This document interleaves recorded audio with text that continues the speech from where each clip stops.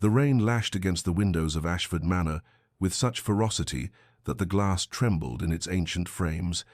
and within the mahogany-panelled study, two men sat across from one another in a silence, broken only by the scratch of pen against parchment and the occasional crack of thunder that rolled across the Yorkshire moors like divine judgment. Marcus Ashford watched Lord Edmund Hartley's hand move across the marriage contract with the detached interest of a man observing a particularly efficient execution, his own fingers steady as they had been when he'd signed away a significant portion of his fortune mere moments before. Because this was not a transaction of the heart but of the ledger, a carefully calculated exchange that would bind Hartley's daughter to him in matrimony and Hartley himself to a debt that could never be fully repaid. The candlelight caught the silver in Hartley's temples, painted shadows beneath his jowls, revealed the slight tremor in his grip that spoke of a man who knew he was surrendering something precious to settle accounts he could no longer avoid. And Marcus felt nothing but the cold satisfaction of watching an enemy capitulate. Catherine Hartley, the name, appeared on the documents between them, rendered in formal script. A legal entity rather than a living woman was barely mentioned in their brief, businesslike conversation. She was 23 years old, educated in the manner expected of her station, possessed of adequate health and acceptable breeding, and these facts were recited with the same inflection one might use to describe a mare being sold at auction. Marcus had seen her once, 2 years prior, at a charitable function, a pale slip of a girl in an unfortunate shade of lavender who had stood at the edges of the ballroom like a ghost, uncertain of her right to haunt, and he had noted her existence with the same attention he might give to wallpaper. She was not the object of his vengeance. She was merely the vessel through which it would flow, the means by which Edmund Hartley would suffer as Marcus's own father had suffered when Hartley's manipulations had destroyed the Ashford shipping enterprise and driven a good man to put a pistol to his temple in this very room. 20 years ago, the memory of finding his father's body lived in Marcus still, a wound that had never healed, but had instead calcified into something harder and more enduring than grief, a purpose that had shaped every decision, every business acquisition, every carefully constructed step that had brought him to this moment of absolute power over the man responsible. Hartley signed the final page, set down the pen with hands that shook more noticeably now, and looked up with eyes that held a father's anguish poorly concealed beneath aristocratic pride. "She is a good girl," Hartley said, his voice rough. "She will be a dutiful wife." Marcus met his gaze with eyes like winter ice and offered nothing. No reassurance, no kindness, no promise of tender treatment. Because this marriage was not about Catherine Hartley's happiness or Edmund Hartley's peace of mind. It was about justice, delayed but not forgotten, about the systematic dismantling of the man who had destroyed everything Marcus had once held dear. And if an innocent girl became collateral damage in that destruction,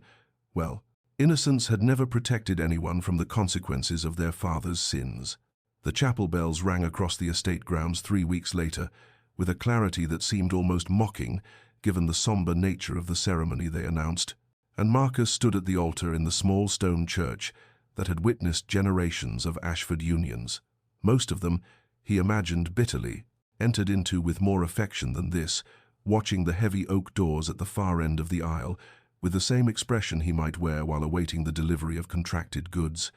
The church was nearly empty, populated only by the witnesses required by law and custom. His solicitor, a handful of household staff, Lord Hartley looking grey and diminished in the front pew, and the vicar whose practiced neutrality could not quite mask his discomfort at officiating a marriage that felt more like a funeral. Then the doors opened, and Catherine appeared, a figure in ivory silk that seemed to drain what little colour she possessed until she looked like something carved from alabaster, her dark hair arranged in elaborate coils that only emphasized the pallor of her skin and the shadows beneath her eyes. She moved down the aisle with her father's hand beneath her elbow, though Hartley's grip seemed more like restraint than support, and Marcus found himself noticing details he had not anticipated, the way her wedding dress, though expertly tailored, hung slightly loose on her frame as though made for someone with more substance, the trembling of her hands where they clutched a bouquet of white roses, the downward cast of her gaze that never once lifted to meet his own. She was, he realized, with something approaching surprise, beautiful not in the bold, eye-catching manner of women who commanded ballrooms, but in a fragile, ethereal way that made one think of watercolors left too long in the rain, of hothouse flowers unlikely to survive a harsh wind. When she reached the altar, and her father released her with what might have been relief or regret, Marcus neither knew nor cared. She finally raised her eyes, and he saw in them something that struck him more forcefully than her unexpected beauty: absolute resignation. This was a woman who expected nothing, hoped for nothing, had been thoroughly taught that her purpose was to be ornamental and obedient, and to ask for no warmth in return. The vicar began the ceremony, his voice echoing in the cold space, and Marcus spoke his vows in clear, firm tones that gave no hint of the transaction underlying them. But when Catherine's turn came, her voice emerged as barely more than a whisper, the words, "I do," so soft that the vicar had to lean closer to hear them, and Marcus noticed that her hands trembled so violently the roses shook, petals drifting to the stone floor like tears she would not shed.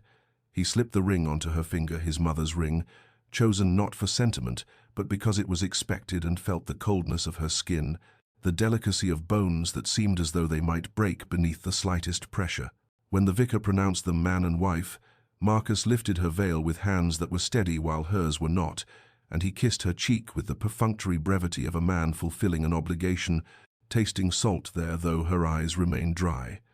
As they turned to face the sparse congregation as Mr. and Mrs.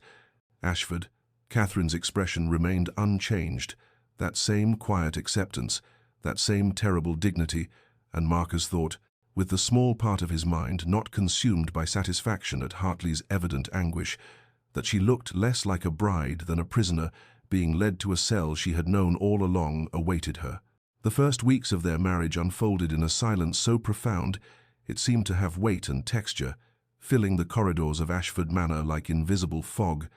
and Catherine moved through the vast estate with the insubstantial quality of something not quite real, a pale figure in muted colors who appeared at mealtimes when summoned and otherwise existed in spaces Marcus did not occupy, as though she had learned through some instinct of self-preservation to make herself as unobtrusive as possible in a home where she was not wanted. The house itself seemed designed to enforce their separation,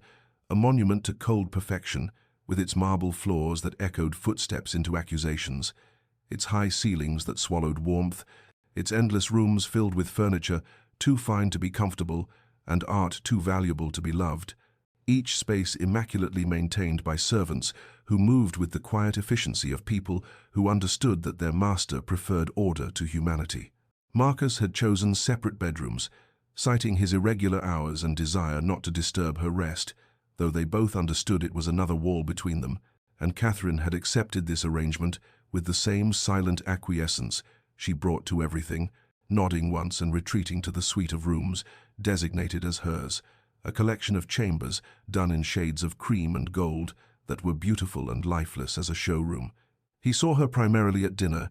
When convention demanded, they sit at opposite ends of an absurdly long table and consume courses prepared by his French chef while speaking only when necessary, their conversations limited to observations about the weather or brief responses to questions asked from obligation rather than interest. And even these exchanges were marked by her careful deference, the way she never contradicted him or offered opinions unless directly solicited,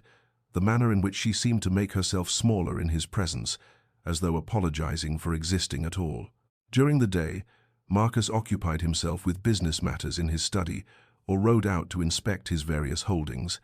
and he neither knew nor cared how Catherine spent her hours, until one afternoon, when business had brought him home earlier than usual, and he had glimpsed her through a window, kneeling in the garden with dirt on her hands and her hair escaping its pins, tending to the roses that had grown wild during the estate's period without a mistress. And there had been something in her posture, a loosening of the tension she carried everywhere else, a softness in her expression as she touched the petals that had struck him as somehow improper, as though she were revealing something private he had no right to witness. She never asked him for anything, and this fact registered with Marcus gradually, becoming more notable as the days accumulated. Into weeks she made no requests for pin money beyond the modest allowance his solicitor provided, expressed no desire to redecorate or entertain or visit London, seemed content or at least resigned to exist in this beautiful prison with only the servants and her gardens for company, and he told himself he was grateful for her lack of demands, even as some part of him, small and easily ignored, wondered what kind of life had taught her to expect so little that his cold indifference seemed acceptable. The library had become Marcus's sanctuary within his own home, the one room where he allowed himself to be something other than the calculating industrialist or the coldly distant husband, and it was here he retreated on a Tuesday evening in late September, after a particularly trying day of negotiations, seeking the comfort of leather-bound volumes and the familiar smell of old paper and tobacco, only to find upon entering that the room was already occupied. Catherine stood before the shelves near the window, where the last of the daylight fell in amber shafts. So absorbed in the book, she held that she didn't hear his entrance, and for a moment Marcus simply watched her, noting the way she touched the pages with a gentleness that suggested reverence, the slight furrow between her brows that spoke of concentration, the manner in which she tucked herself into the window seat, with her shoes abandoned on the floor and her legs curled beneath her in a posture of unself-conscious comfort he had never seen her adopt in his presence. When he cleared his throat, she startled so violently, the book nearly tumbled from her hands, and the transformation was immediate and painful, to witness the softness vanishing from her expression as she uncurled herself and stood, smoothing her skirts with trembling fingers, the book clutched against her chest like a shield. "Forgive me," she said, her voice carrying that familiar note of apology that had become her constant refrain. "I didn't know you would be here. I should have asked permission before." But Marcus, surprising himself, raised a hand to stop her, suddenly weary of her endless contrition, of the way she apologized for occupying space in what was ostensibly her own home. "What are you reading?" he asked, more curious than he wanted to admit, and she glanced down at the volume as though she'd forgotten she held it, then extended it toward him with the careful movements of someone returning a precious artifact to its rightful owner. It was Wordsworth, he saw, a collection of poetry he had acquired years ago and barely remembered owning. "I found it while looking for something to read in my rooms," Catherine explained quietly. "The romantics have always, that is, I've always found comfort in," she trailed off, clearly uncertain how much of herself it was safe to reveal, but Marcus found himself genuinely interested, something shifting in his perception as he realized he had made the same assumption about her that everyone made about beautiful, ornamental women, and that the exterior was all there was. "You have studied poetry, then?" he asked, keeping his tone neutral, and something flickered in her eyes, perhaps surprise that he would ask, or perhaps hope that he might actually care to know the answer. "My governess believed in a thorough education," she replied, "though my father thought it wasteful to cultivate a mind in someone whose only purpose was to be married well," and there was no bitterness in her voice, only that terrible acceptance that characterized everything about her. But Marcus heard in those words an echo of his own dismissal, his own failure to see anything in her beyond her father's name. Their conversation remained brief, constrained by the unfamiliarity of actually speaking to one another as anything other than polite strangers, and soon Catherine excused herself with another apology, leaving the Wordsworth on the table by the door, and Marcus told himself he was relieved to have his solitude restored, even as his eyes kept drifting to the abandoned volume. Later, after his own reading had failed to hold his attention, he picked up the book she'd been holding and found himself arrested by what he discovered there, in the margins of Tintern Abbey, in a hand so delicate it was almost difficult to read. Catherine had written a single line, but some of us never had the beauty to lose, and Marcus stood in the darkening library, holding this evidence of an inner life he had never bothered to acknowledge, feeling the first unwelcome crack in the armor of his indifference, troubled by the intelligence and melancholy those few words revealed. The delicate loops and flourishes of Catherine's handwriting had triggered something in Marcus that he could not immediately name, a disturbance in the carefully maintained architecture of his hatred, and that night he found himself unable to sleep, lying in the darkness of his chamber, while memories he had kept locked away for decades rose unbidden, like spectres demanding acknowledgement. He was 12 again, standing in the hallway of their modest London townhouse, listening to raised voices from his father's study, not understanding the words bankruptcy and creditors and ruin, but comprehending perfectly the desperation in his father's tone, and then the terrible silence that followed, broken only by his mother's scream when she found Thomas Ashford slumped over his desk with the pistol still in his hand, and a letter beside him that Marcus would later read, would memorize in every devastating detail, a letter that explained how Lord Edmund Hartley had systematically destroyed their shipping business through manipulation and bribery and deliberate sabotage, how debts had been called in early and contracts cancelled and reputation shredded until there was nothing left but shame and death. He remembered his mother after that, how she had aged a decade in a single year, how the light had gone out of her eyes as they sold everything to pay creditors and moved to increasingly smaller lodgings, how she had worked her hands raw taking in sewing and mending, too proud to beg but too broken to truly fight, and how she had died of pneumonia in a freezing garret while Marcus, 16 and helpless, had held her hand and sworn on her deathbed that he would make the Hartleys pay for every moment of suffering they had caused. The vow had sustained him through years of relentless work, through his rise from nothing to wealth that eclipsed even Hartley's fortune, through every calculated step that had led to this moment. Edmund Hartley's beloved daughter, installed in Marcus's home, a living trophy of his revenge, proof that he could take from the man who had taken everything. But now, lying in darkness with the ghost of Catherine's handwriting burned into his mind, Marcus found the satisfaction he had anticipated strangely absent, replaced instead by a growing unease, as the sound of piano music drifted through the house, so unexpected at this late hour that he rose and made his way toward the source, finding himself outside the music room, where light spilled from beneath the door, and Chopin's Nocturne in E-flat major flowed with a technical perfection and emotional depth that arrested him completely. Through the partially open door he could see Catherine at the grand piano he had purchased for show and never heard played. Her pale face luminous in the candlelight, her eyes closed as her fingers moved across the keys with the certainty of long practice and genuine artistry. And there was something in her expression, a transport, a transcendence, a momentary escape from whatever prison her life had been, that made Marcus understand, with uncomfortable clarity, that she was not simply Hartley's daughter or his instrument of revenge, but a person entire unto herself, someone with depths he had never bothered to plumb. And watching her play with such beauty while believing herself unobserved, he felt the foundations of his certainty begin to crack beneath the weight of a question he had never thought to ask. What if his revenge was destroying someone who had never been his enemy at all? The disturbance that Catherine's piano playing had created in Marcus's carefully maintained fortress of indifference left him restless and resentful in the days that followed.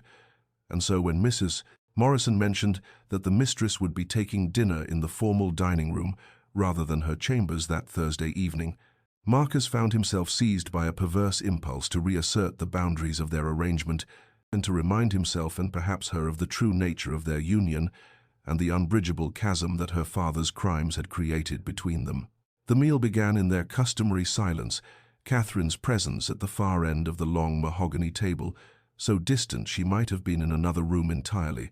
Her movements as she handled her silverware, possessed of that careful grace he had come to recognize as her attempt to make herself as unobtrusive as possible, and Marcus watched her over his wineglass while his mind worked to formulate the words that would restore his certainty, that would crack whatever softness had begun to form in his perception of her. "I had an interesting conversation with Lord Pemberton today," Marcus began, his tone deliberately casual as he cut into his roast, regarding certain business practices that have become common among the older merchant families, the manipulation of contracts, the strategic destruction of competitors through whispered words in the right ears, the sort of calculated cruelty that masquerades as legitimate commerce. He saw Catherine's hand pause fractionally over her plate, saw the slight stiffening of her shoulders that suggested she understood exactly where this conversation was leading, but she said nothing, and her silence emboldened him to continue. "Your father, I'm told, was particularly masterful at such tactics," Marcus pressed on, something almost cruel entering his voice now. "A man who could ruin families with a smile, who considered the suffering of others merely the cost of his own advancement." The words hung in the air between them like an accusation, and Marcus waited for her defense,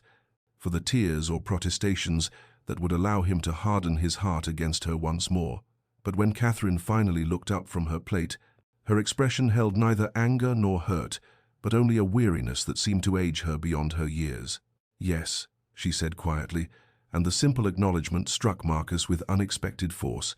"My father is precisely that sort of man, mister.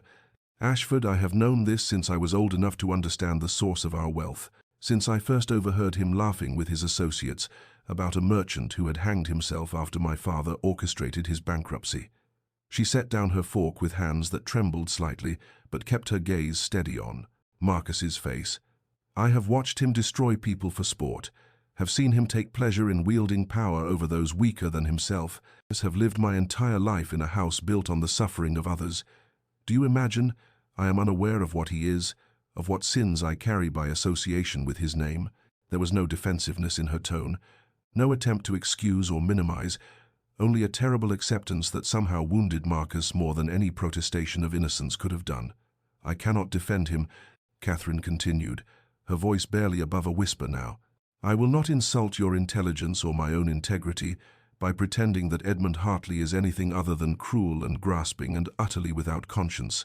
I have spent my life being ashamed of bearing his name, of benefiting from wealth accumulated through the ruin of good people, and if you have brought me here to punish me for his crimes, then I suppose that is a justice of sorts, though I wonder if vengeance against the daughter truly satisfies whatever debt you believe the father owes. She looked away then, her composure cracking just slightly as she added, I know what I am to you, Mr. Ashford, a symbol of your triumph over him, a trophy to mark your superiority, and I have accepted this because I have no choice, and because perhaps I deserve no better, being his blood. The words should have satisfied Marcus, should have confirmed his righteousness and steeled his resolve, but instead he found himself profoundly shaken, the foundations of his certainty crumbling beneath the weight of her quiet acknowledgement, because in refusing to defend her father, she had stripped away his ability to see her as merely an extension of Edmund Hartley's guilt. It forced him to recognize that she was not her father's accomplice, but perhaps his victim as well, and the realization left Marcus staring across the table at his wife, with something uncomfortably close to shame beginning to kindle in his chest.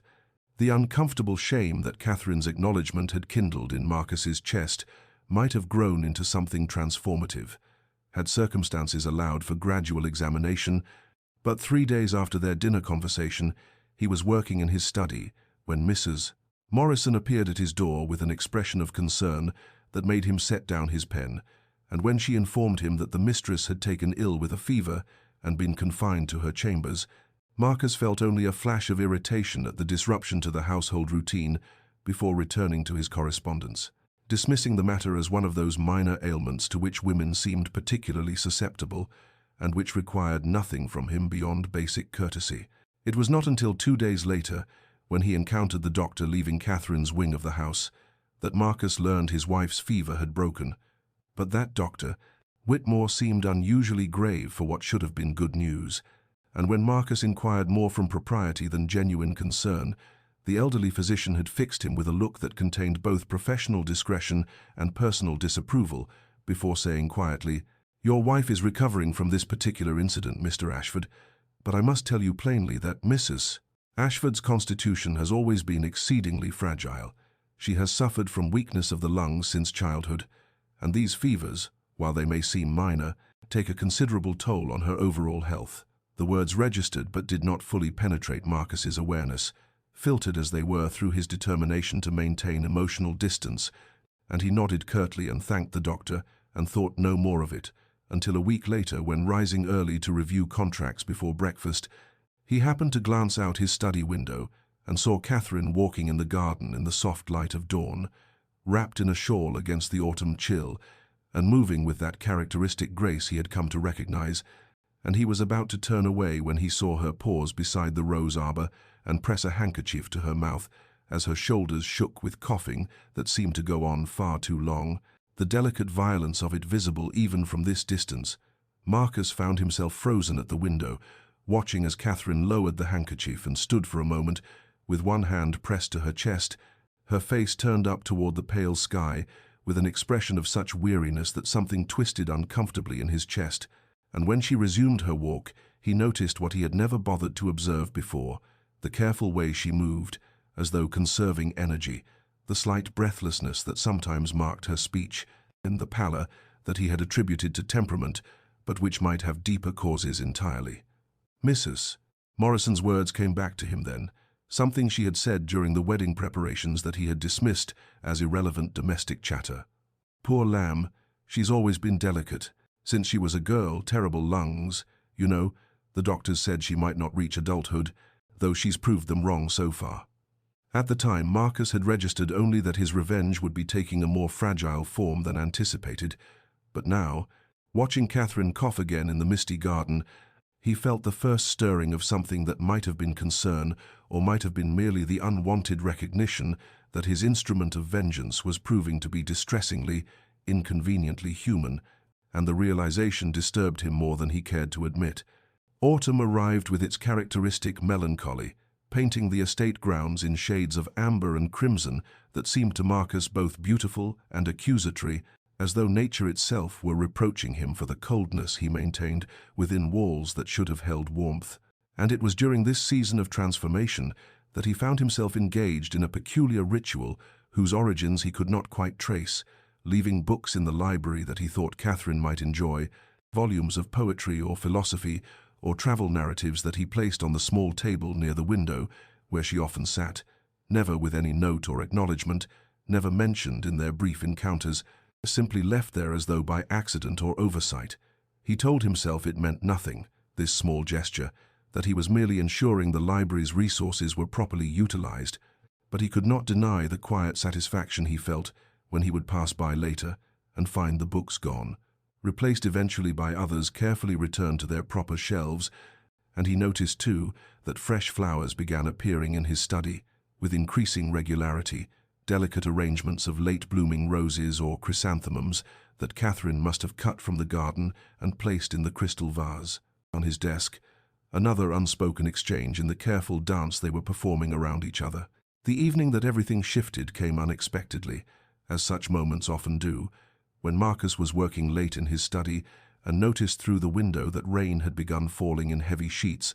the kind of sudden autumn downpour that turned the grounds into a watercolor blur, and he thought nothing of it until he saw a figure moving through the deluge toward the house, recognizing with a start Catherine's slight form as she hurried across the lawn carrying something clutched against her chest. He found himself moving without conscious decision,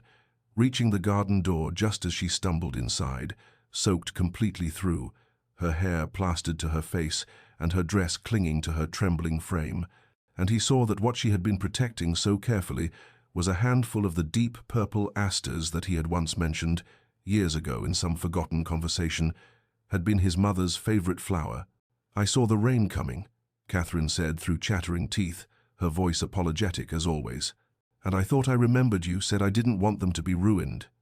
And Marcus felt something crack decisively in his chest as he looked at this woman who had run through a storm to save flowers for a man who had given her nothing but coldness, who stood shivering and apologizing for her own kindness. He moved to the closet without speaking, retrieved one of the heavy blankets kept there for winter drafts, and returned to where Catherine still stood, dripping on the flagstones, and when he wrapped the blanket around her shoulders, his hands brushed against hers, still clutching the bedraggled flowers, and for a moment neither of them moved, caught in that brief contact that seemed to carry all the words they had never spoken,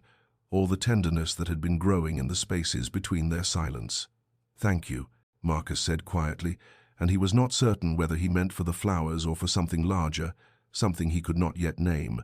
But Catherine's eyes met his with an expression of such gentle surprise that he knew she understood, and in that moment, standing in the dimness of the garden room with rain drumming against the windows and her hand warm beneath his own, Marcus felt the last of his certainty about revenge and justice and the righteousness of his cause begin to dissolve like morning mist, leaving behind only the terrible, wonderful recognition that Catherine Ashford was no longer a means to an end, but had become, without his permission or awareness, someone he could not imagine the house without,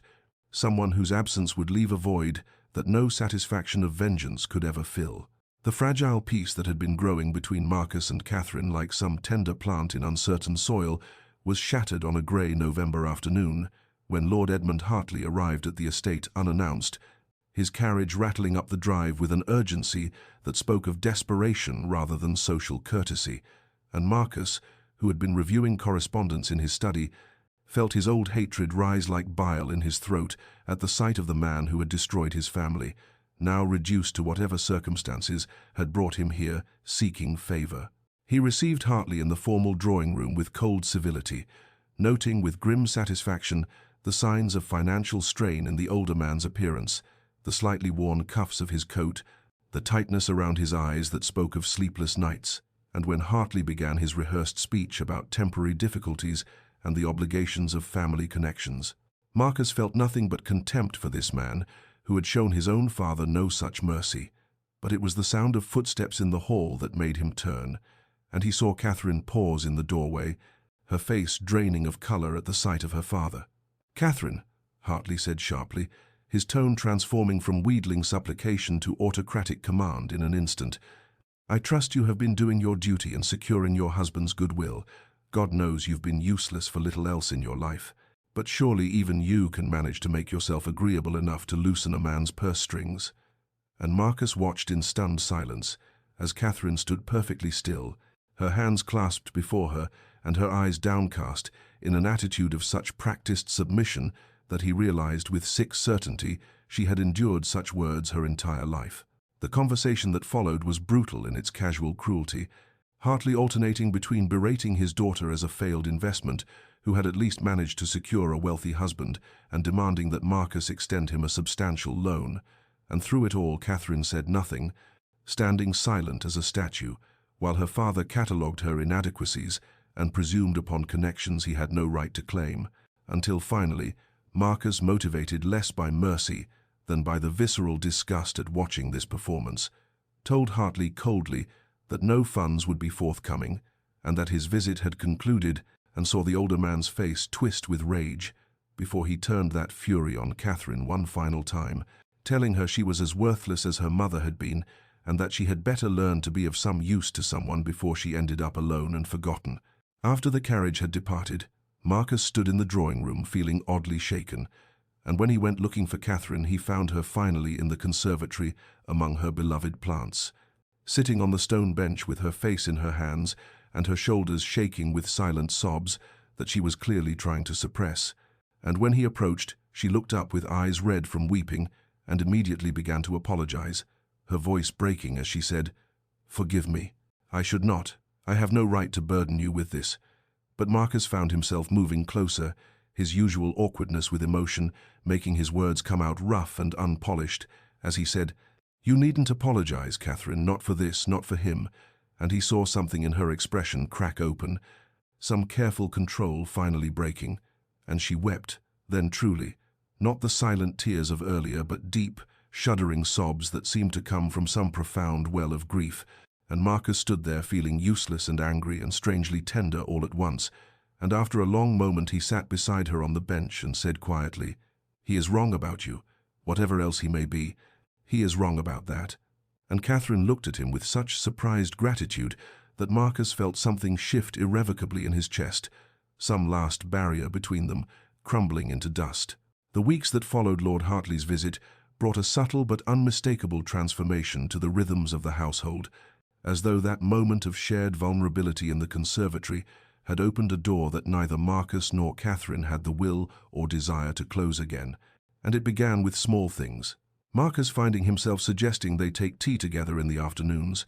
Catherine accepting with a careful pleasure that made his chest tighten with something he refused yet to name,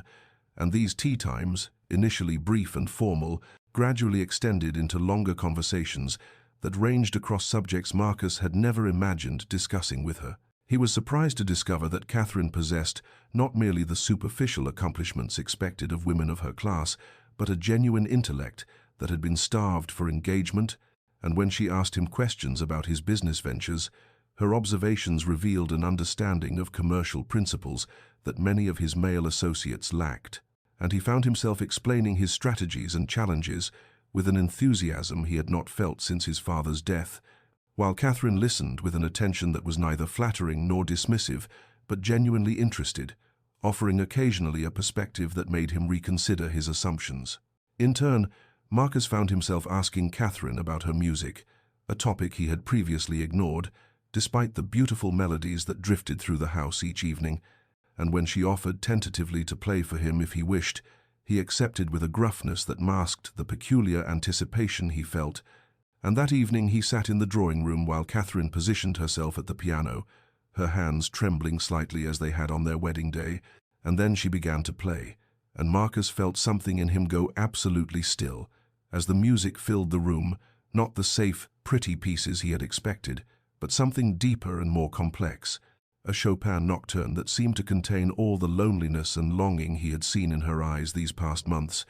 and he watched her face as she played, saw how she disappeared into the music, how her usual careful composure gave way to something raw and true, and he understood with a clarity that was almost painful that he had been deceived, but not by Catherine, by himself, by his assumptions, by his willful blindness. She was not her father, had never been her father,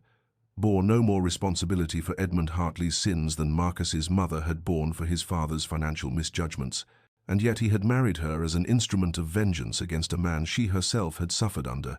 had condemned her to a loveless union as punishment for crimes she had not committed, and the recognition of this injustice crashed over him with the force of a wave as Catherine's fingers moved across the keys with heartbreaking grace, and when the final notes faded into silence, he found he could not speak for a long moment, and Catherine, misinterpreting his silence, began to apologize for boring him with her performance, but Marcus interrupted her roughly, saying, "No, it was you are," and then, unable to articulate the tumult in his chest, simply, "Thank you, Catherine, truly," and she looked at him with such surprised gratitude that he had to turn away, overwhelmed by the knowledge that this woman, whom he had treated with such calculated coldness, possessed a depth of soul he had never imagined, and that somewhere in the careful distance he had maintained between them, he had failed to notice when she had ceased to be a pawn in his game of revenge, and had become instead someone irreplaceable, someone whose quiet presence had begun to fill all the empty places in his wounded heart. The discovery came quite by accident on a cold December morning when Marcus, searching for a misplaced document in the small writing desk Catherine used for correspondence, came across a ledger book that seemed oddly out of place among her poetry volumes and personal letters,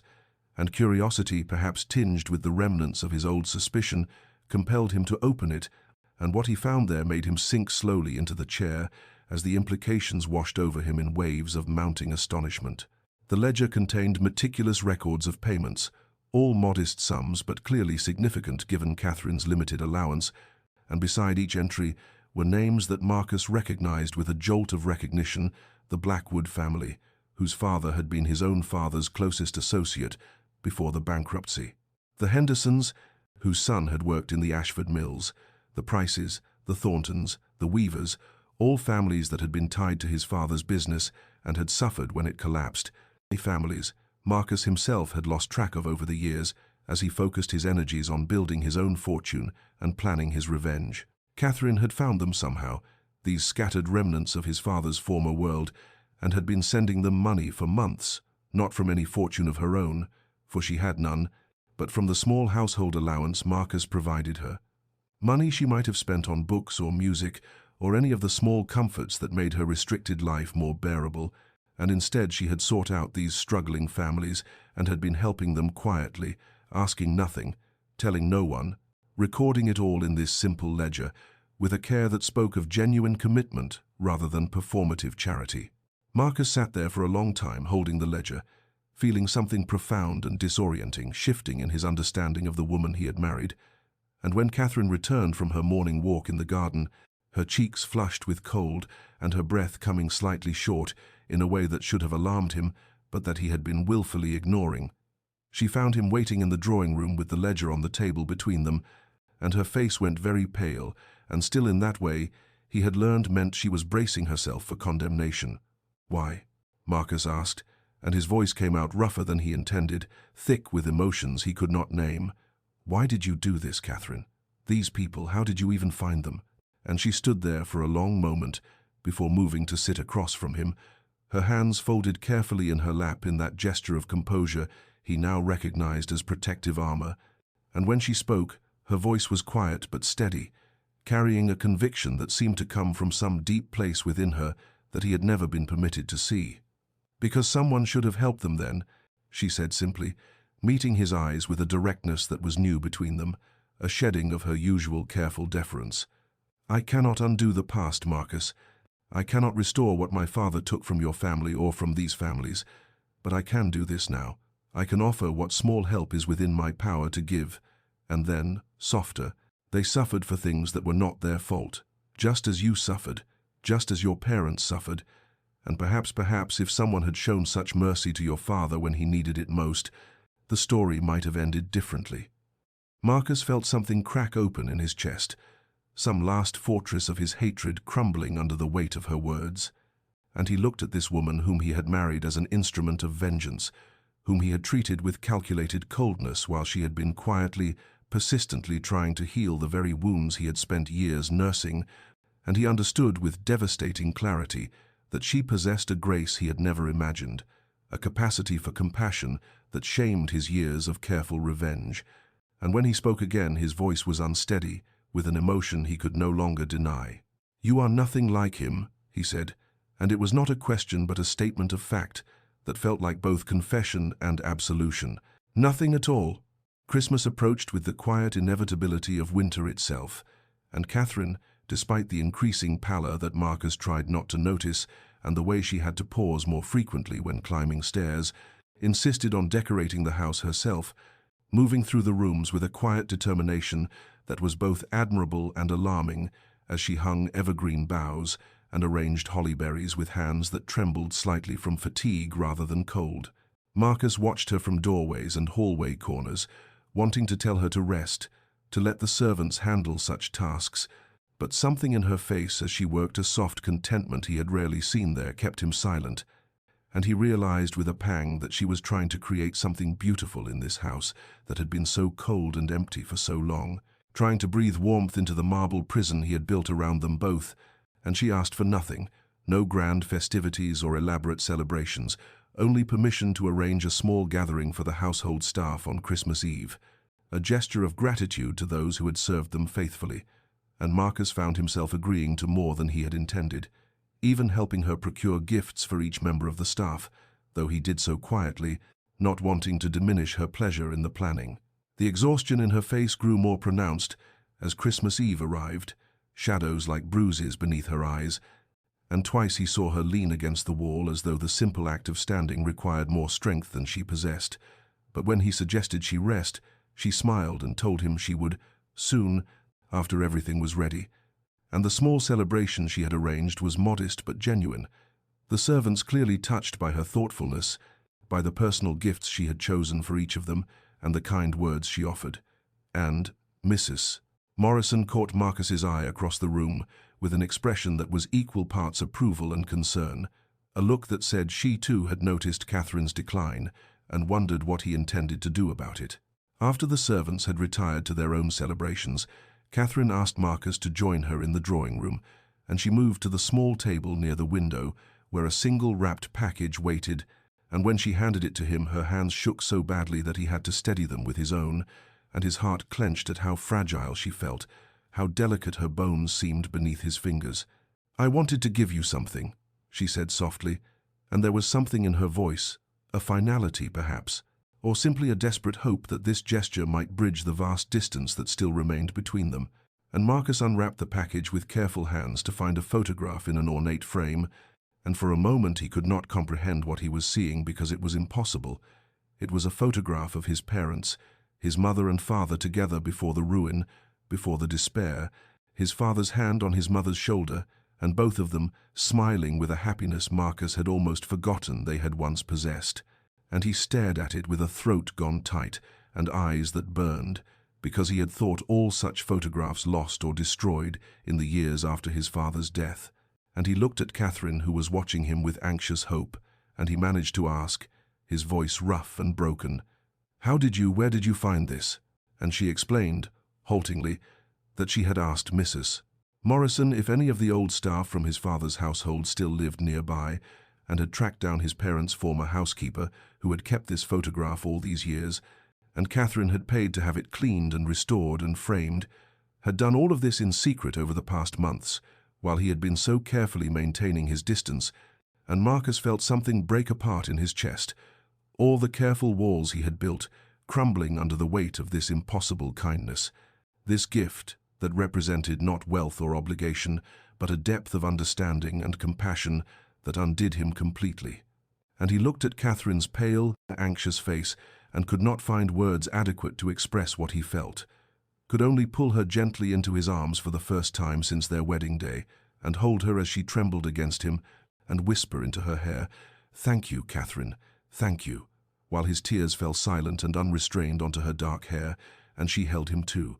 her arms around him fragile but sure, and neither of them spoke of how her breathing was labored or how she swayed slightly with exhaustion, because in that moment they both understood that something had shifted irrevocably between them, that whatever distance remained was no longer a wall but simply space that needed crossing. And Marcus made a silent vow as he held his wife in his arms that he would spend whatever time remained proving to her that she was not unloved, that she had never been the thing he had once imagined, but had become instead the most precious thing in his wounded world. January descended upon the estate with a cruelty that seemed deliberate, bringing with it winds that howled through the eaves, and a cold so penetrating that no fire could quite banish it from the rooms, and Catherine's cough, which had been merely concerning in the weeks following Christmas, transformed into something far more ominous. A deep rattling sound that seemed to come from the very center of her chest and left her breathless and trembling after each fit, and Marcus watched with mounting alarm as she grew paler and thinner despite Mrs. Morrison's best efforts with nourishing broths and warm compresses, until finally one grey afternoon in the third week of January, Catherine collapsed in the hallway outside the library, crumpling to the floor so suddenly that Marcus, who had been passing nearby, barely caught her before her head struck the marble, and the lightness of her in his arms terrified him more than her unconsciousness, as though she were already fading into something insubstantial, already slipping away from the world of solid things. The doctor arrived within the hour, a grave-faced man named Dr. Pemberton, who attended to consumption cases for 30 years and recognized its signs with the weary certainty of long experience. And after his examination, he requested to speak with Marcus privately in the study,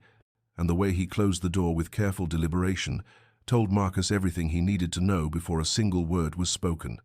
And when Dr. Pemberton finally said, with the clinical gentleness of one delivering a death sentence, "I'm afraid it's consumption, Mr. Ashford, quite advanced. She's likely been suffering with it for some time, perhaps years, and the stress and exertion of recent months have accelerated its progression considerably." Marcus felt the room tilt and spin, as though the very foundations of his world were coming loose, and he had to grip the edge of his desk to steady himself as the doctor continued. "I would estimate she has perhaps 2 or 3 months remaining, possibly less if the winter continues this harsh. I'm sorry. There's very little to be done at this stage beyond keeping her comfortable and ensuring she rests as much as possible." Marcus heard himself asking questions in a voice that sounded distant and mechanical, asking about treatments and specialists and whether a change of climate might help, and Dr. Pemberton answered with patient kindness that yes, such things could be attempted, but would likely only prolong the inevitable by weeks rather than months. And after the doctor left, Marcus stood alone in his study and felt the full weight of what he had done crash down upon him with devastating force. Because he loved her, God help him, he loved Catherine with a fierceness that shocked him in its intensity, loved her quiet grace and her gentle compassion, and the way she had transformed his cold house into something almost resembling a home, loved her for the kindness she had shown to people she had never met simply because it was right, loved her for the way she played Chopin in the evenings and left flowers in his study and had given him back the image of his parents' happiness. And he had wasted so much time, had spent months locked in his fortress of revenge and pride, while she had been dying by degrees in the rooms around him. And now, when he finally understood what she meant to him, when he was finally ready to lay down his hatred and reach for something better, it was too late. Too late for all the words he had never said, too late for the tenderness he had withheld,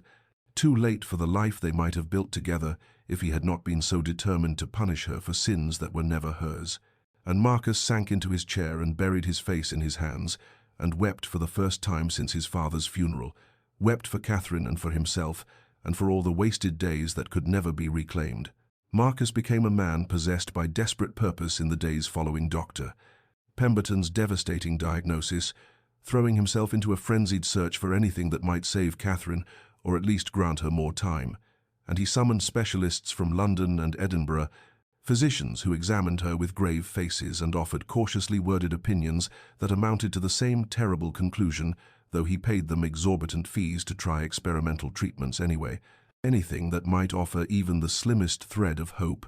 And he researched sanatoriums in Switzerland, where the mountain air was said to work miracles for consumptive patients, began making arrangements to transport Catherine there, despite the difficulties of such a journey in her weakened state. And through it all, Catherine watched his sudden attentiveness with an expression that was equal parts confusion and tentative gratitude, as though she could not quite comprehend why he had transformed so abruptly from distant husband to devoted caretaker. And one afternoon, when he brought her yet another tonic recommended by yet another specialist, she reached for his hand with fingers that trembled from weakness and said softly, "Marcus, you have been so kind to me these past weeks, kinder than I ever deserved or expected, and I want you to know that I am grateful, truly grateful, for your care." And the words struck him like physical blows because she still did not understand, still believed herself unworthy of basic human compassion, still thought his desperate efforts were merely the discharge of husbandly duty rather than the actions of a man terrified of losing the woman he loved. And he wanted to shout at her that she deserved everything, deserved all the kindness and tenderness and devotion he had failed to give her during the months of their marriage, deserved a husband who had cherished her from the beginning rather than one who had married her as an instrument of revenge. But the words caught in his throat, and he could only squeeze her hand gently and tell her to rest, to save her strength for the journey to Switzerland they would undertake as soon as she was stable enough to travel. The specialists came and went with their mercury treatments and their tonics and their carefully measured doses of laudanum to ease her coughing fits, and Marcus sat through their consultations with clenched jaw and desperate hope, and at night he would stand outside her bedroom door, listening to the terrible sound of her labored breathing, and wonder how he had been such a fool, how he had wasted so many precious months in stubborn pride when he could have been learning to love her openly instead of fighting against the inevitable pull of her gentle spirit. And one evening, when he brought her supper on a tray because she was too weak to come downstairs, she asked him with heartbreaking hesitancy, "Marcus, do you think that is, if circumstances had been different, if I had not been so sickly and you had not been burdened with such an unwanted wife, do you think we might have been friends in time?" And Marcus felt something shatter inside his chest at the question, at the terrible smallness of what she allowed herself to hope for, friendship, when he wanted to give her everything, wanted to turn back time and court her properly and build with her the kind of marriage that was founded on mutual respect and growing affection rather than cold contracts and colder silences. And he set down the tray with shaking hands and told her, his voice rough with suppressed emotion, "Catherine, you have never been unwanted, never been a burden. The fault has always been mine, my blindness, my cruelty of neglect." But she smiled at him with sad disbelief, as though he were simply being kind to a dying woman, and he realized with despair that he had left his confession too late, that she would never believe him now, would die thinking herself merely tolerated rather than desperately loved. Marcus began keeping vigil at Catherine's bedside each night after the household had retired, positioning his chair close enough that he could reach out and take her hand whenever the fear of losing her became too overwhelming to bear alone. And in those dark hours, when the only sounds were the crackling of the fire and Catherine's labored breathing, he would hold her hand and speak to her in whispers, telling her all the things he had been too proud and too foolish to say when she might have heard them with waking ears, and the words poured from him like a confession to a priest, though the absolution he sought was one he knew he did not deserve and likely would never receive. He told her about his father's ruin and his mother's grief, about the years he had spent building his fortune with the single-minded purpose of destroying Edmund Hartley, about how he had seen her as nothing more than a convenient tool for his revenge, a way to humiliate her father by trapping his daughter in a loveless marriage, and the shame of speaking these truths aloud made his voice shake and break. But he forced himself to continue because she deserved to know, deserved to understand why he had been so cold to her in those early months, why he had denied himself the gift of knowing her when she had been there all along waiting with patient grace for whatever small kindnesses he might offer. He confessed how the thaw had begun so gradually he had not recognized it for what it was,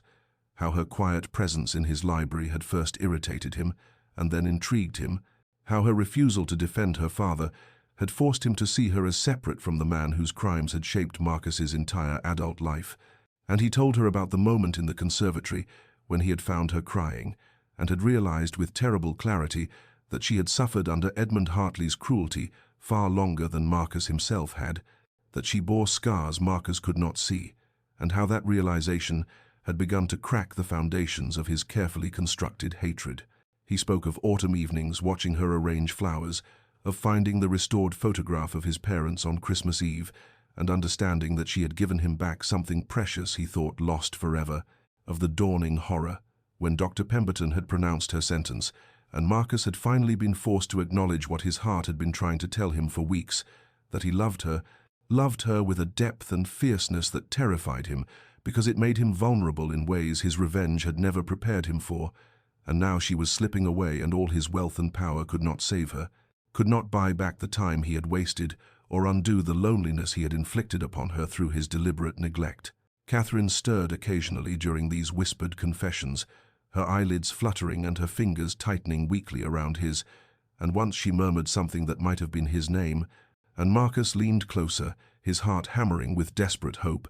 But she did not wake, simply settled back into her fitful sleep, and he was left wondering whether she had heard any of it, or whether his words had been nothing more than the unburdening of his own tormented conscience, speaking truths into the darkness that would die with her unacknowledged, and the thought that she might leave this world, never knowing that she had been loved, truly and desperately loved, filled him with an anguish so profound that some nights he pressed his forehead against their joined hands and wept silently, mourning not just for her impending death, but for all the wasted days of their marriage. For every moment he had chosen pride over tenderness, silence over connection, and revenge over the possibility of love. February arrived with bitter winds that rattled the windows of the estate and seemed to carry with them a premonition of endings, and Catherine grew steadily weaker, despite all of Marcus's desperate efforts and the ministrations of the specialists he continued to summon, though even he could see the futility written in their carefully neutral expressions, and her fever came and went in waves that left her sometimes lucid and sometimes lost in delirium, speaking to people who were not there, or reliving moments from a childhood Marcus had never asked her about, and now would never have the chance to know, and he maintained his vigil with growing desperation, holding her hand through the worst of the fever spells and wiping her brow with cool cloths when she burned hot enough that he feared she might simply consume herself from within. And on one particular evening, when the February darkness came early and heavy, Catherine drifted in that twilight state between waking and sleeping, her breathing shallow and labored, her skin nearly translucent in the lamplight, and Marcus sat beside her as he had every night for weeks, holding her hand and watching the too rapid flutter of her pulse at her throat, when suddenly her eyes opened, though they seemed to focus on something beyond him, beyond the room itself, and her lips moved soundlessly at first, before the words came out in a whisper so faint he had to lean closer to hear them. "I love you, Marcus," she said, and each word seemed to cost her precious strength she could not spare, and tears slipped from the corners of her eyes as she continued. "I'm sorry I wasn't enough to make you love me. I tried to be what you needed, tried to stay out of your way, tried not to be a burden, but I failed at even that, didn't I? But I want you to know, before I go, that I'm grateful for the small kindnesses you gave me these last months, for the books you left in the library though you never said they were from you, for the blanket that night in the rain, for sitting with me now when you could be anywhere else, and I'm sorry I'm leaving you with this trouble. Sorry. You had to be saddled with a dying wife when you deserved so much more from this marriage you never wanted." And the words broke something fundamental in Marcus's chest, shattered the last fragments of the walls he had built around his heart, because she thought she was confessing her love unheard, thought she was apologizing for the crime of dying to a husband who had never loved her, thought the kindnesses he had shown her were mere duty rather than the inadequate expressions of a love he had been too proud and too foolish to name. And he gripped her hand tighter and leaned down until his face was close to hers, his voice raw and breaking as he said, "Catherine, I love you, God help me. I love you so desperately it terrifies me, and you were always enough, always more than enough. The fault was mine for being too blind to see it, too consumed by old hatred to recognize the gift I had been given." And he told her again and again that he loved her, that she had transformed him without even trying, that every moment of their marriage he had wasted in cold silence was a moment he would regret for the rest of his life, however long or short that might be. But Catherine only smiled at him with heartbreaking tenderness, her eyes already drifting closed again, and she whispered, "What a beautiful dream to die with." Because she thought his confession was nothing more than fever-born delusion, a kind fiction her dying mind had created to ease her passage from this world, and she believed herself unloved still, even as Marcus wept openly beside her and pressed her hand to his lips and begged her to believe him and to stay with him, to give him the chance to prove that his love was real and true, and entirely too late. Marcus refused to accept the doctor's grim pronouncement that Catherine had only days remaining, refused to let her slip away into that final darkness, believing herself unloved and unworthy, and in an act born of equal parts desperation and devotion, he dismissed the nurse. Dr. Pemberton had recommended and moved Catherine from her sick room into his own bedchamber, carrying her himself, despite her weightless frailty, and settling her among the pillows of the bed where he had slept alone for all the months of their marriage. And from that night forward he never left her side except when absolutely necessary, maintaining a vigil that the household staff watched with amazement and something like awe, for they had never seen their master like this, stripped of his cold reserve and laid bare by a love that had come too late, but burned no less fiercely for its tardiness. And through the long February nights Marcus held Catherine against his chest, her back curved into the shelter of his body, his arms wrapped carefully around her fragile form, and he read to her from the poetry books she loved, his voice hoarse from hours of speaking but never stopping, never surrendering to the silence that might let death creep closer. And when he was too exhausted to read, he simply talked to her, spinning stories of the future he was determined they would share, describing in vivid detail the places they would travel when she was well, the gardens they would plant together come spring, the quiet evenings they would spend in the library with her reading aloud while he pretended to work but really just listened to the music of her voice. And he painted pictures with his words of lazy summer afternoons and winter nights by the fire, and all the ordinary precious moments that made up a life lived in love rather than in the cold pursuit of revenge. And though Catherine was too weak to respond with more than the occasional flutter of her eyelids or the faint pressure of her fingers against his hand, Marcus saw that her eyes followed him when he moved about the room, saw the way her breathing sometimes steadied when he spoke to her, and he clung to these small signs as a drowning man clings to driftwood, desperate for any evidence that she was still fighting, still holding on to the fragile thread that bound her to this world and to him. And once, in the deep hours of night when the fire had burned low and the room was filled with shadows, Catherine's lips moved soundlessly and Marcus leaned close to hear, and she shaped a single word with such effort that it clearly cost her dearly. Stay. And his heart broke anew even as it filled with a fierce determination, and he pressed his lips to her temple and whispered against her skin, "Always, Catherine, I will always stay. I promise you on everything I hold sacred that I will be here when you wake, and here when you sleep, and here for every moment in between. You will never be alone again, never unloved again. I swear it." And Dr. Pemberton came each day and examined her with increasingly grave expressions,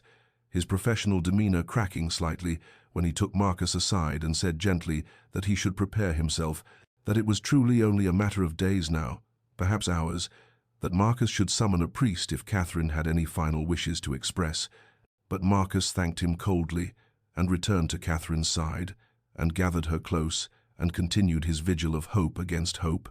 refusing to prepare for her death, preparing instead with stubborn faith for her life. Spring arrived unexpectedly early that year, as though nature itself had decided to defy the grim pronouncements of physicians and the seeming inevitability of death. And one morning in early March, Marcus woke from an exhausted sleep, still holding Catherine in his arms, to find that her skin no longer burned with the terrible fever that had consumed her for weeks, and when he pressed his hand to her forehead in disbelief, he found it cool and slightly damp, with the sweat of a fever finally broken, and her breathing, though still shallow and weak, had lost that terrible rattling quality that had haunted his nightmares. And he lay there hardly daring to move, hardly daring to hope, watching her face in the pale dawn light that filtered through the curtains, And after what seemed like hours, her eyelids fluttered and then opened, and for the first time in weeks her gaze was clear and focused, truly seeing him rather than looking through him at fever visions only she could perceive. And Catherine blinked, slowly, as though trying to reconcile the world she was waking to with the world she had expected to leave behind. And then her eyes settled on Marcus's face and widened slightly with something that might have been wonder or confusion, or perhaps simply recognition, and she lifted one trembling hand from where it lay against his chest and touched his face with fingers so light they felt like butterfly wings against his unshaven cheek. And her lips moved soundlessly at first before the words emerged in a whisper so faint he had to strain to hear them. "You stayed," she said, and the simple statement carried with it such depths of amazement and gratitude that Marcus felt his throat constrict with emotion. And he caught her hand where it rested against his face and pressed it there, holding it gently as though it were made of spun glass. And he said with a voice made rough by weeks of reading and talking and pleading with God and fate and any power that might be listening, "I'll always stay, Catherine, I promised you that, and I am a man who keeps his promises, however late I may be in making them." And he kissed her palm and then her wrist, where her pulse fluttered like a captured bird, and Catherine's eyes filled with tears that spilled over and tracked down her temples into her hair. But they were not tears of sorrow now, but rather of something Marcus barely recognized, because he had seen it so rarely in their short marriage. They were tears of hope, of dawning belief that perhaps she had not dreamed his confessions of love after all, that perhaps she was not destined to die unloved and unworthy, as she had always believed herself to be. And she whispered, "I thought it was a dream. I thought my mind was being kind to me at the end, but you're here, you're real, and you're still here." And Marcus gathered her more closely against him, careful of her fragility but unable to resist the need to hold her, and he said against her hair, "I'm here, and you're here, and against all reason and expectation you're still here, and I will spend every day that remains to us proving to you that my love is real and true and entirely yours." And Dr. Pemberton, when he arrived later that morning and examined Catherine with undisguised astonishment,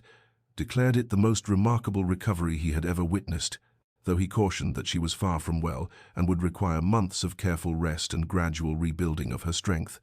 But Marcus barely heard these warnings, because Catherine was alive and lucid and beginning, slowly and tentatively, to heal. And that was miracle enough for any man who had prepared himself for grief and been granted instead the precious gift of hope. The months that followed Catherine's miraculous recovery were marked by a gentleness that neither of them had known was possible, a slow and careful rebuilding of not just her health, but of the marriage that had been founded on such cold and bitter ground. And at Marcus's insistence, they left the grand estate for a smaller property in the countryside, where the air was cleaner and the pace of life moved with the seasons rather than with the relentless march of industry and ambition, and there in that sun-filled house with gardens that stretched down to a quiet stream,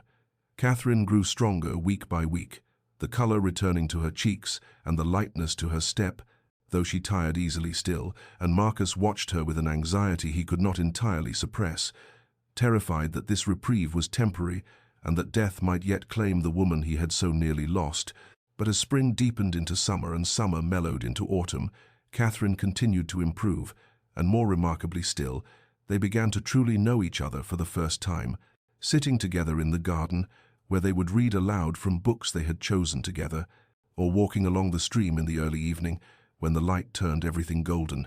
and Catherine would pause to identify the songs of different birds, while Marcus learned to see the world through her eyes, noticing beauties he had been blind to in his years of cold calculation and revenge. And they talked now in ways they never had before, Catherine asking him about his childhood before tragedy had hardened him, and Marcus finding himself able to speak of his parents without the consuming bitterness that had defined him for so long, and she told him of her own lonely upbringing in her father's house, where she had been merely another asset to be managed and eventually disposed of. And in these exchanges, they discovered that they had both been prisoners of Lord Hartley's cruelty in different ways, and this shared understanding became a bridge between them, stronger than passion alone could have built. Yet there remained in Catherine a lingering uncertainty that Marcus could see in her eyes when she thought he was not watching, a question she was afraid to ask until one evening in late autumn, when they sat before the fire, and she said quietly, almost desperately. "Marcus, tell me true, do you love me? Or is this merely guilt for the harm you intended, pity for the invalid I became?" And he looked at her for a long moment, this woman who had shown him grace when he deserved none, who had loved him when he had given her no reason to, who had nearly died believing herself unworthy of love while teaching him what love truly meant. And he crossed to where she sat and knelt before her and took her hands in his and said, "Catherine, I could show you the books where I have written your name in the margins because I was thinking of you when I read them, or the sketches I have made of you sleeping because I wanted to capture the peace in your face, or tell you that every morning I wake grateful that you are still here beside me. But I think you need something more tangible than words from a man who was once so very good at lying to himself." And over the weeks that followed, he showed her through patient tenderness and unwavering presence, and the way his eyes followed her across every room, and the way he reached for her hand without thinking, and the way he listened when she spoke as though every word she uttered was precious. And Catherine watched and wondered and slowly began to believe, until one evening when they walked together in the garden, and she turned to him suddenly and kissed him, truly kissed him for the first time as his wife, rather than as his obligation, and when she pulled back, she whispered against his lips, "I believe you now, Marcus. I believe you love me." And he held her close, and thought of all the time they had wasted, and all the time they had been granted, and knew himself blessed beyond all deserving. 3 years had passed since that terrible winter when death had reached for Catherine and been denied, and the world Marcus inhabited now bore almost no resemblance to the cold and vengeful existence he had constructed in the years before he met her. For the estate, they had returned to the grand house that had once been a marble prison, was transformed utterly, filled now with warmth and laughter and the chaotic joy of life truly lived. And on this particular spring afternoon, Marcus stood at the window of his study, watching the garden below where Catherine moved among the flower beds with their daughter Eleanor, a child of 2 years with her mother's gentle eyes and her father's dark hair. And Catherine was healthy now, truly healthy, with colour in her cheeks and strength in her step, and a radiance that seemed to emanate from some inexhaustible source within her. And she bent to show Eleanor a butterfly that had landed on a rose bloom, and the child's delighted squeal carried up to where Marcus stood, transfixed by the simple beauty of this moment. And he thought of the night he had believed he would lose her, the night when her whispered confession of love had shattered every wall he had built around his heart.